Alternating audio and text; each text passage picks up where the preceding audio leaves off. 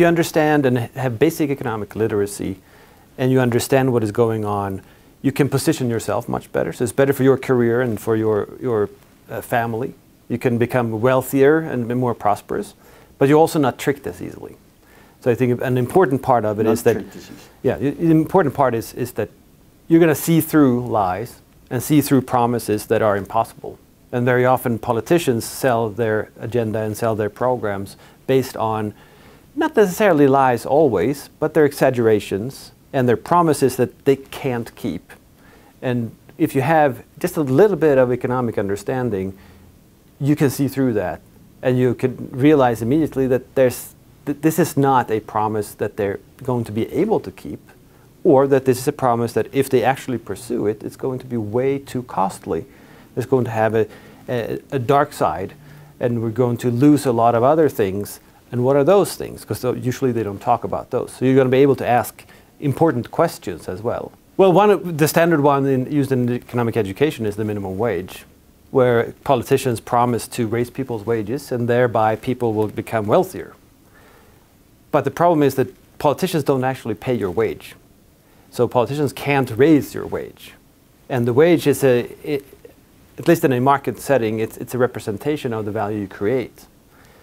And if the politicians just say, well, you cannot hire anyone unless you pay them some amount, and usually it's not an increase by a little, but just by a lot, it's a little bit. And if they can really create wealth, I mean, the obvious question is, why don't they just set the minimum wage to $1 billion? Then everybody would be rich. But they don't do that. They raise it a little bit, and therefore they promise everybody a little bit better life. But no one is talking about the other side of the story. That money has to come from somewhere. And if the employer cannot have a job for you where you produce more value than they pay you, they're not going to pay you. They're not going to employ you, which is an obvious conclusion if you just think about both sides, the seen and the unseen, if you will, of the situation.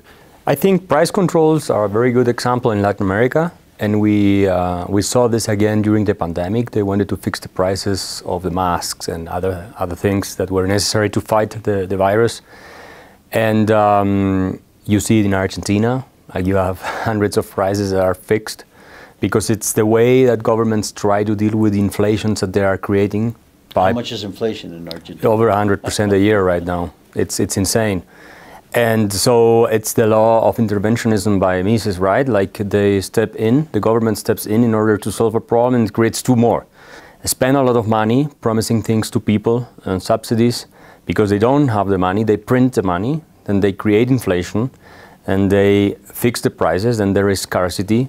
So they have to try to impose quotas on the merchants and other people, or rationing, you know, how much you can buy from each thing as a consumer.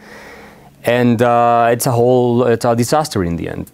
When you say that you can inflate the currency, you can print as much money as you like and just pay for things, yes, but they would also remind you that there is a limit to it, and that limit is the productivity of the economy, which basically means that you can, and sometimes they even say that you should print so much money that the government will extract all the productivity of the economy so that the government can spend this on all other kinds of things. And Stephanie Kelton, one of the sort of leaders of this movement, she said that the issue is not government deficits, and the issue is not really monetary policy. The issue is just how to figure out how to resource the projects. So you create a lot of money, and the issue is, are there enough resources in the private sector that they can provide the government with this newly printed money? That's the limit to the spending, and which to them means that, well, as long as the government can print money and buy more resources from the private sector, there's free stuff, right? So you can get more infrastructure, more education, more healthcare, and so forth for basically nothing, because the resources are there. Of course, what they're not thinking about and what they have no conception of is, well, all the resources out there are produced first. And they're produced for a purpose. And they're produced in order to make money, yes, but also to make money by satisfying consumers. Yeah, I think there is a huge temptation in the economics profession to make people believe that only professional economists are the ones who can understand how the economy works, and this is not a fair point that they're trying to make. So it is important that people understand that they can know basic principles on economics, and that they can understand, and they have also a say in what's going to happen in their countries when it comes to economic policy and public policy. And they can express these opinions when they go to vote, so they don't vote for the most populist politicians and the demagogues, but also organizing groups that are advocating for sound economic policies and going against government trying to fix prices or print money in order to spend it and things like that. But of course that requires that people are informed, well informed, and understand these foundations. And I think books like Per's book or my book, to some extent, give people a knowledge that even many economists don't have.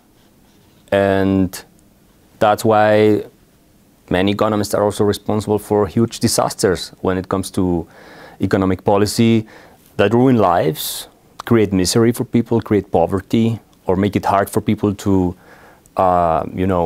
develop themselves and provide for the families. The importance of economic education, of economic literacy, not just for policymakers, but also for regular men and women that go about their daily routines and their daily lives, always exercising things like opportunity costs or exchange or learning how to trade, learning how to innovate, and discovering those forces of supply and demand.